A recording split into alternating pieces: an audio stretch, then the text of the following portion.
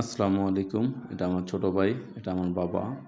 তো এটা হচ্ছে আমার বড় ভাইয়ের মেয়ে, এটা ভাবি। তো আমার ছোট ভাই বিদেশ চলে যাবো যার কারণে সবাই আসছিল। এটা আমার আম্মা এবং পিছনে যেটা আছে এটা আমার ছোট ভাতিজি এবং এটা মেজো। তো সবারই নিয়ে মোটামুটি ভালোই কাটতেছিল।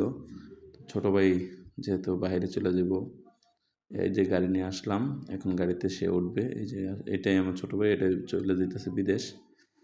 এখানে এটা আমার বড় ভাই, আর এখানে আমার বোন জামাই বসা আছে, ছোট বোন জামাই এবং পিছনে কাকা, ছোট ভাই, চাচাতো ভাই, সবাই মিলে একত্রিত বসা।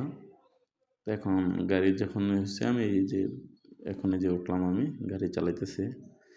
তো রাস্তা আসলে প্রচণ্ড জ্যাম।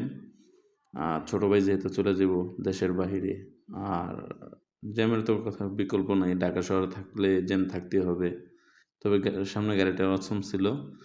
আর এখানে এই যে ইফতারের সময় গরিব দুঃখী যারা মানুষ ছিল তাদেরকে খাবারটা দিতেছে। আমার বেশি ভালো লাগছে হচ্ছে গিয়ে রাস্তাটা খুবই ফাঁকা ছিল, এবং ওই টাইমটার ভিতরে অনেকে ভাবতেছে জ্যামজট হয়, কিন্তু বাট আমি কোনো জ্যামজট বেশি একটা পাইনি। রাস্তাটা খুব ক্লিয়ার পাইছি। এখন যাইতেছি, এটাই ছিল এয়ারপোর্টের রোড। তো সবাই দোয়া করবেন আমার ছোটো ভাইয়ের জন্য, আসলে সে বাইরে যাইতেছে।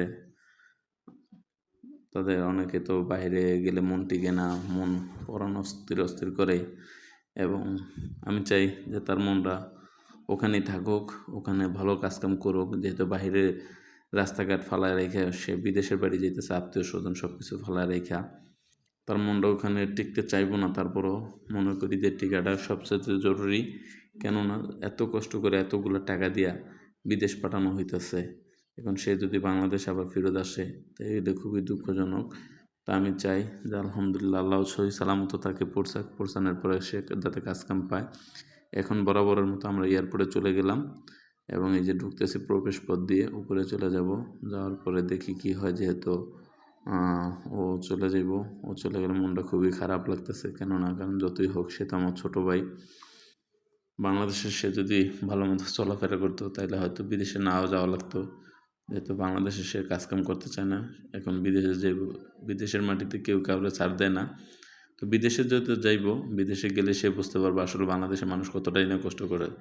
এই হরজত শাহজালাল আন্তর্জাতিক বিমানবন্দরে উঠলাম, এখন 5 নম্বর গেট দিয়ে ঢুকবো আশা করি। দেখি এখানে আমাদের কী অবস্থা। আমাদের টিকিট মিকিট সবই হাতে দিয়ে দিছে। এখন আমরা নামবো।